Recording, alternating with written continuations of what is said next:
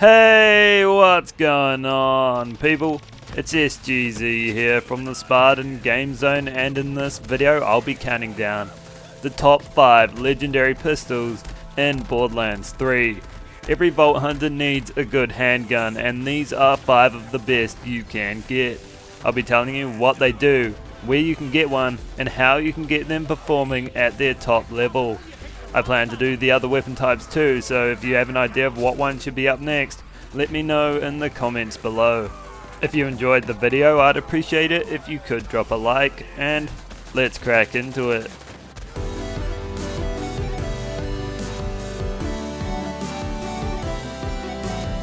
We start off at number 5 with the Maggie, which has been great ever since launch and has an increased chance to drop from Tremendous Rex, who spawns on the final wave of the final round in the Cistern of Slaughter.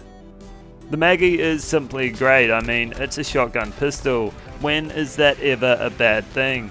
It deals high damage with a nice 9 bullets in the mag, and because it's manufactured by Jacobs, it'll ricochet bullets to the nearest enemy on critical hits.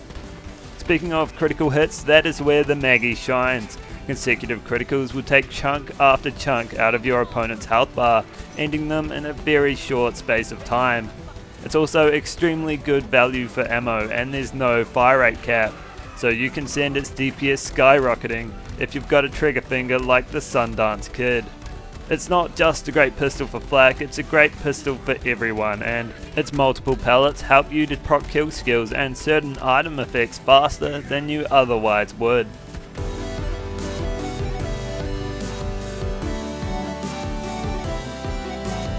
At number 4 is the Uncamped Harold, making an appearance in its second Borderlands game and has an increased chance to drop from Cabadord. You fight in this area of Bloodsun Canyon. It's manufactured by Tor, comes in all of the elements, and only explodes on impact. It's semi-automatic and generally consumes 3 ammo per shot, although you can get a ×4 version.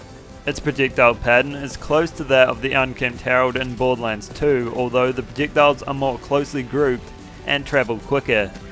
The projectile pattern is what you'll need to take into account when using this Uncamped Harold, as it isn't the greatest at point blank ranges, as some projectiles will be hidden behind others. Its damage is increased massively when all those projectiles do land, and it can destroy opponents in a few shots. The splash damage radius coupled with the wide bullet spread allows it to deal with multiple mobs at once, and you can switch between single and multiple enemy destruction simply by changing the distance between you and your target. It's an awesome weapon that can pelt people with explosives of all the elements, and if you're looking for a splash damage pistol, look no further than the Uncamped Harold.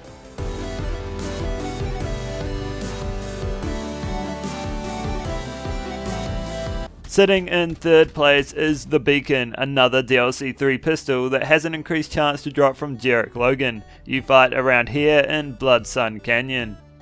The Beacon is a rapid fire splash damage pistol that can come in all of the elements. Because it's manufactured by Maliwan, it comes with 2 of them that you can change between and must be charged before firing. Once fully charged, the Beacon releases a wave of elemental fury that rips through opponents. The recoil is quite sharp and it isn't particularly accurate, but the small splash damage radius does help you to hit shots that you'd otherwise miss.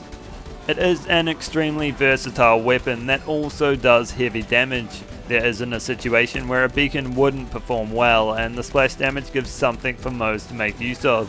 There isn't much better in the game when looking for rapid fire elemental pistols, and it also produces elemental novas on reload, as if it wasn't good enough already.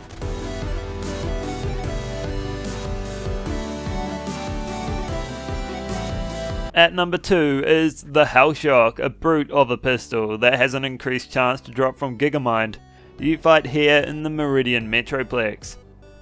The Hellshock and Beacon are remarkably similar weapons at their core, and their places could easily be swapped in this countdown, but the Hellshock, although not as versatile, is available to everyone and will generally serve you better. It has the same high fire rate and firing pattern, but with regards to versatility, only comes in shock and fire elements. That's a great combination though, and it makes a great Hellshock much easier to obtain. It burns through flesh and drains shields at an incredible rate. Enemies will crumble beneath you when you have it in your hands. You don't even need to change elements when you're up against immune enemies, because the bullets ricochet in the opposite element, allowing you to just shoot the floor beneath them to deal the damage you need to deal. It's a great gun, perfect when battling shielded or flesh targets. I love it, and I think you will too.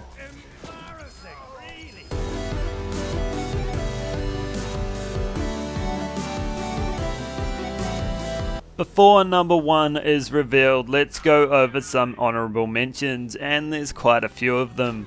The first one being the calls, King's and Queen's Call to be in fact. They can only drop from Tyrene the Destroyer, who you fight in Destroyer's Rift. The guns are functionally identical but spawn with different elements. The King's Call comes in Incendiary and Shock, whereas the Queen's Call, like the one I'm using here, comes in Corrosive, Radiation and Cryo. Like other guns with call in their name, the King's and Queen's Call return bullets to your magazine on critical hits, and they both consume 3 ammo per shot. If you're not hitting criticals with them, then you may call them lackluster, but when you do, they can tear it up. On critical hits, 3 bullets will rise into the air, and rather than attacking a different opponent, they'll crash into the same one you were shooting at, dealing splash damage. The majority of its firepower lies within the ricocheting bullets, and consecutive criticals enable you to produce a swarm of them that will devour your foe. It's a great gun on fadeaway flak, who can constantly spawn the extra projectiles and up their damage by registering them as criticals. A Ricochet Amara can also boost its damage by amplifying the amount of projectiles that spawn, but overall they're great Jacob's pistols as long as you can aim. Another honourable mention is the Gargoyle, a DLC 3 weapon that has an increased chance to drop from Dick and Goyle. You fight around here in Bloodsun Canyon.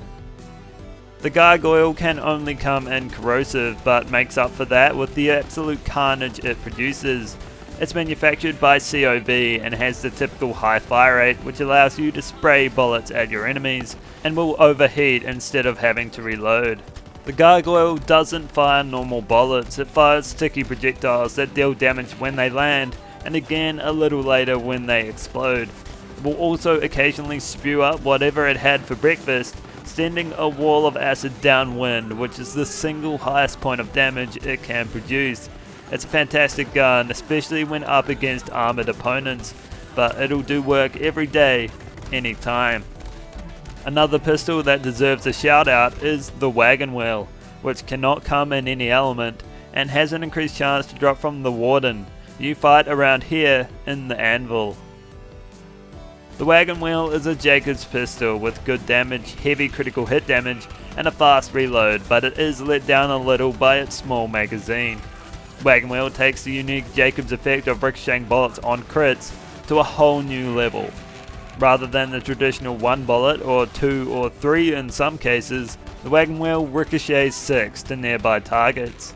This makes it incredibly well suited to taking out crowds of enemies, with it becoming more effective the more accurate you are. You'll see bullets flying everywhere, and 1 bullet can deal damage to up to 7 people.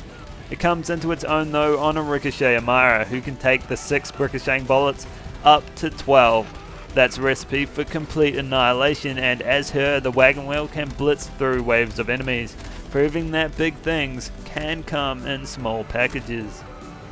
The last honourable mention I have for you is the Bloom, which is yet another pistol exclusive to DLC 3 and can only be dropped by the Ruiner, who you fight here at the very end of Crater's Edge.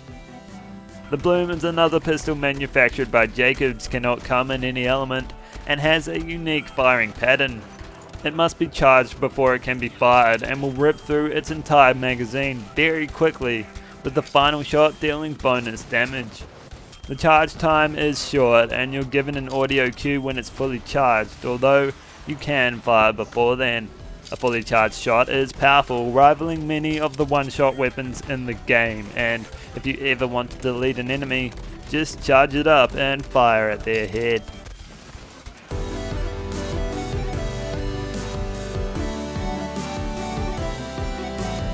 Number 1 now, we've arrived, and the gold medal goes to the Light Show. It's made by Vladov, can come in any element, and has an increased chance to drop from Lazodactyl, a flying enemy who you fight in this area of the map, in the Obsidian Forest.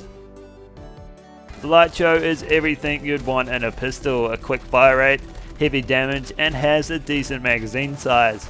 It fires 4 pellets at the cost of just 1 ammo, and is best in close to medium ranges. Because of the large number of pellets, the Light Show deals consistently high damage against all enemy types and bosses. There's really no area that it lacks in. It excels across the board. It's not just the best pistol in the game, but could well be the best gun in the game.